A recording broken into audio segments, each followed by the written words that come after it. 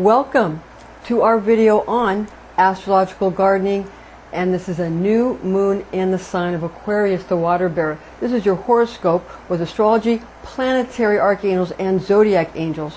Again, this is for the astrological gardening, and it's to magically help your urban or suburban garden and the agricultural projects accomplish success so you can feed your family while creating a healthy community environment.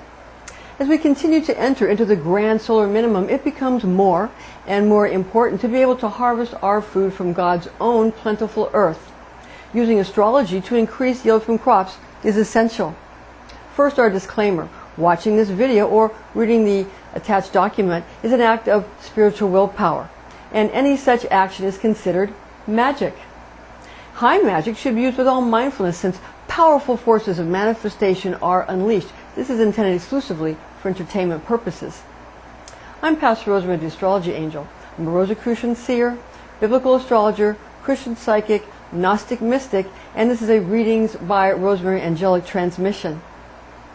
The new moon in the sign of Aquarius, the water bearer, affords a new beginning, and it affords fresh starts for natural 11th house areas of friendships and also reputations. Aquarius has a secular humanitarian approach to life with, quote, I know, unquote, being the divine tone of the water bearer, and therefore Luna's dark phase gives this exceptional zodiac sign opportunities for innovative approaches when it comes to important relationships, be they business or for enjoyment, as well as making sure of a reputable advancement up the chain of command. Unique individuals should sow seeds of specific ventures, planned and decided upon as Luna now begins to wax. Set your aim on well-crafted talismans and amulets to bring astonishing outcomes. Aquarius new moon grants an opportunity to reap fruit yields and root crops for purposes of preparing them for desiccation and subsequent storage. Potatoes, lemons, bananas, and limes do well when stored in cold environments. Now, tomatoes can be dried and then subsequently frozen. Also, some tomato aficionados prefer to store their tomatoes in olive oil after drying them, and then keep them in a preparation at room temperature.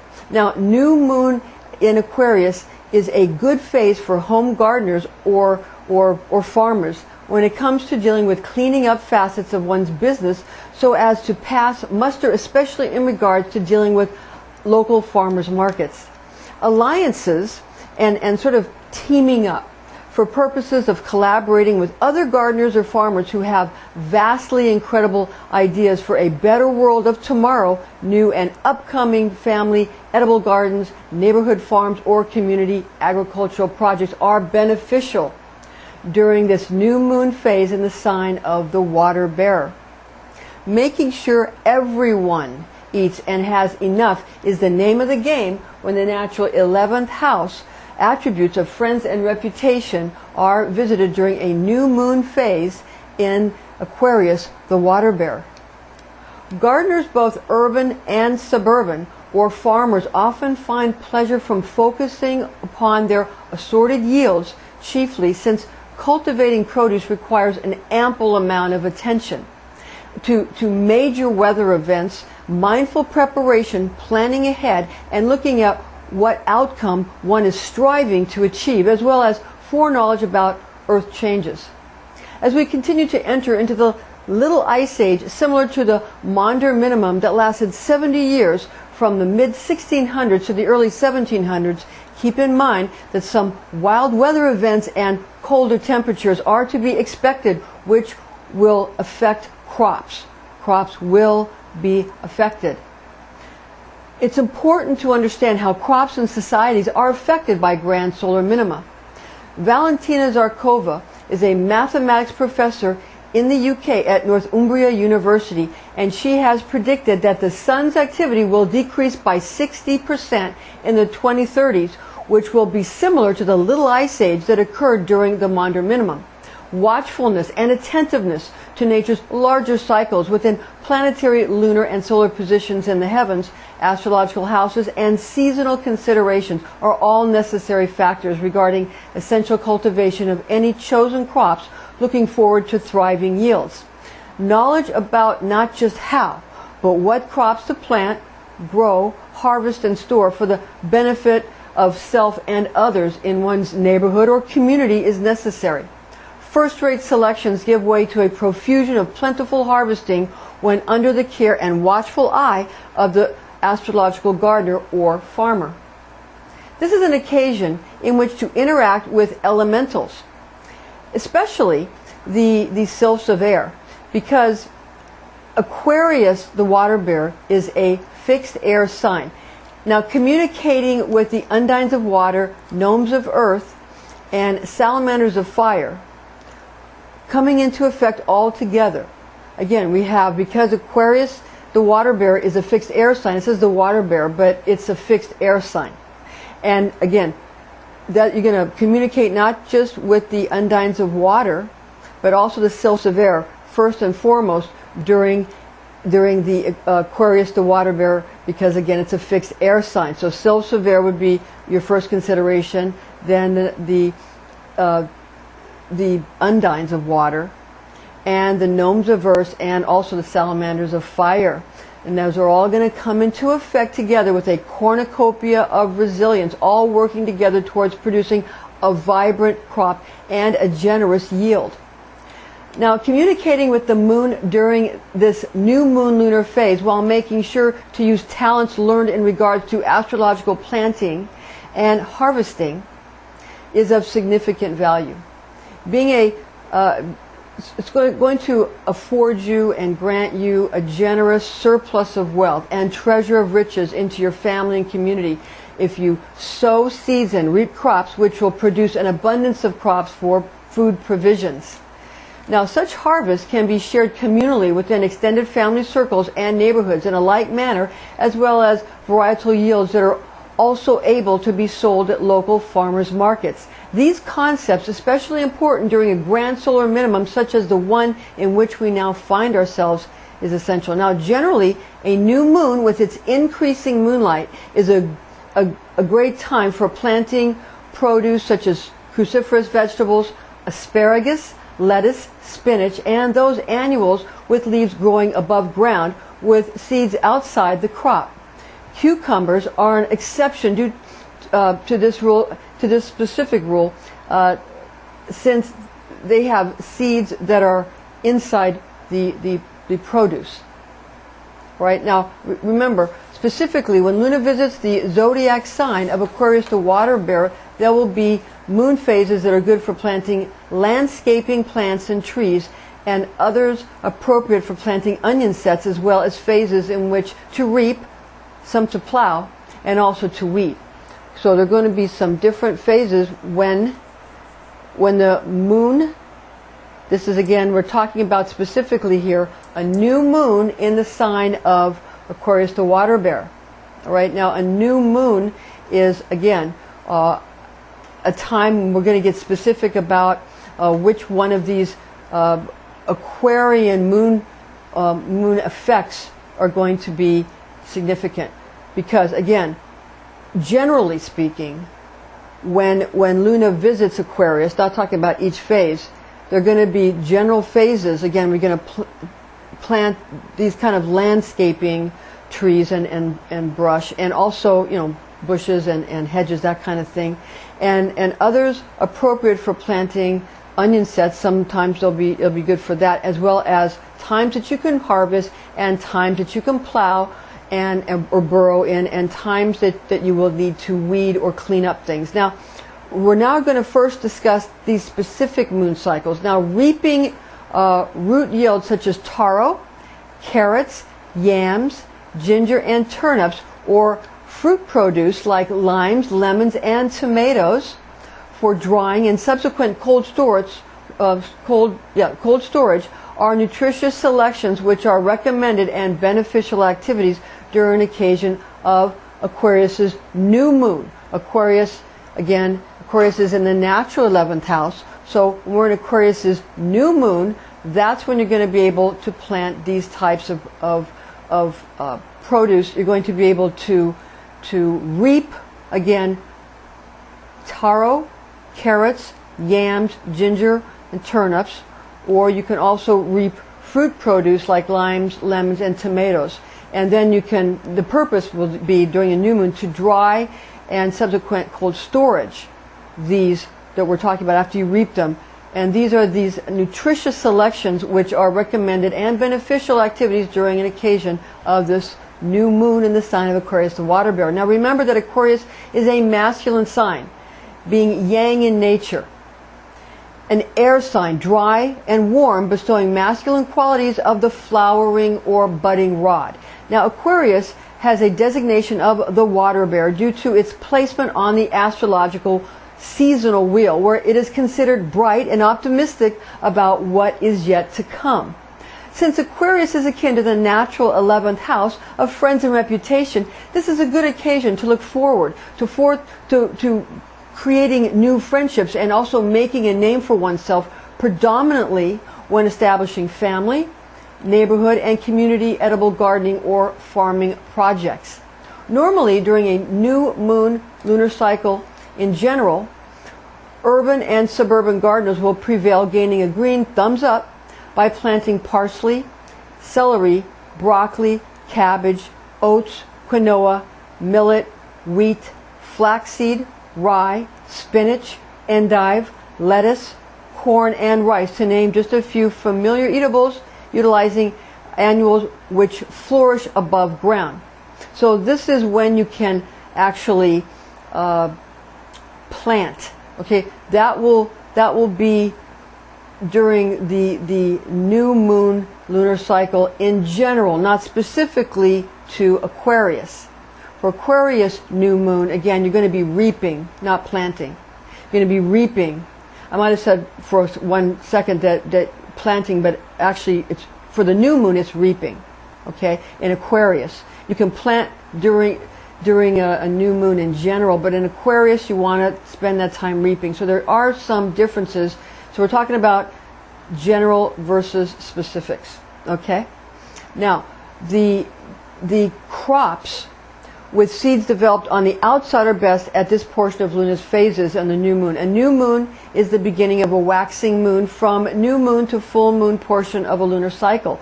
Water in the earth will be pulled up by Luna just like her sway over ocean tides.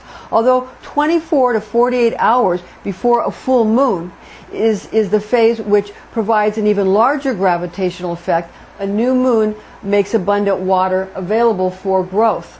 Specifically, during a new moon in the sign of Aquarius, the water bearer, focus on reaping and preparing root vegetables. So again, this is the new moon in Aquarius, although in some new moon phases one can plant, not when it's in Aquarius.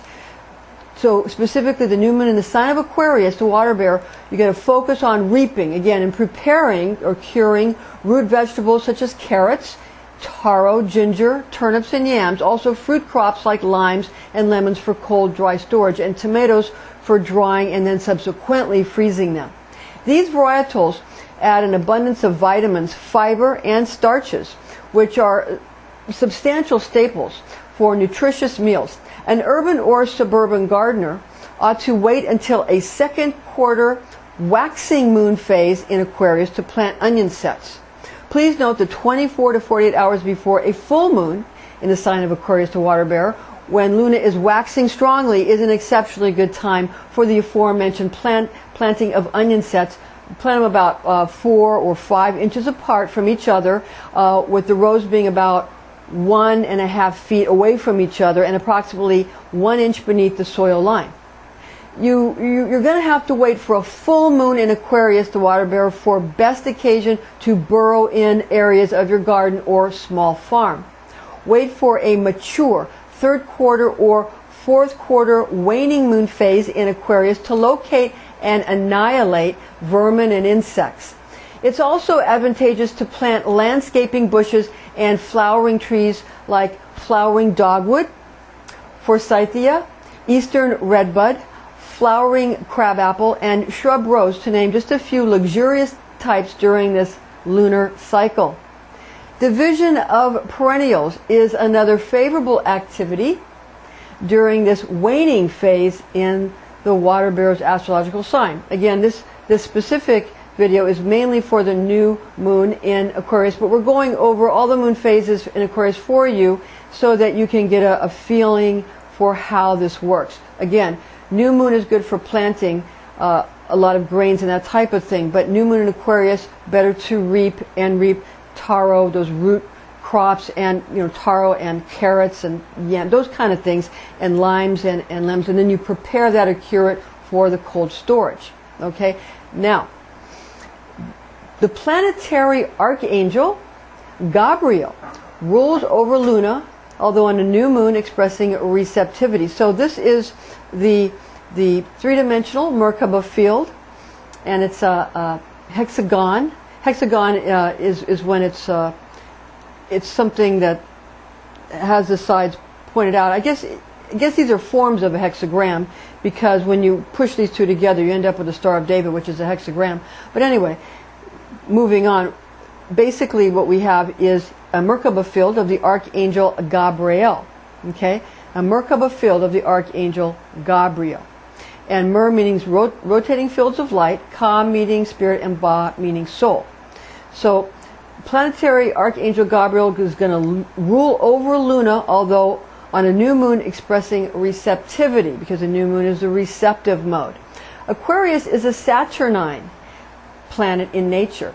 And with Saturn being Aquarius's first ruler and Uranus being the water bearer's second ruler. Now therefore, planetary influences of Archangel Cassiel of Saturn and Archangel Ariel, that's A-U-R-I-E-L, not Uriel with the just U-R-I-E-L, it says Ariel, A-U-R-I-E-L of Uranus, hold sway during a new moon in Aquarius. So we've got Cassiel and Ariel are the planetary archangels associated with Aquarius because of the first ruler being Saturn, the second ruler being Uranus. Now, the elemental archangel of air being Raphael is associated with this fixed air sign of Aquarius, the water bearer. This is the Merkaba field of the Archangel Raphael, who resides over air. Gabriel is for water, the elemental archangel, and Raphael is the elemental archangel that is going to be for Aquarius, because Aquarius is an air sign, so you have Raphael, you have air,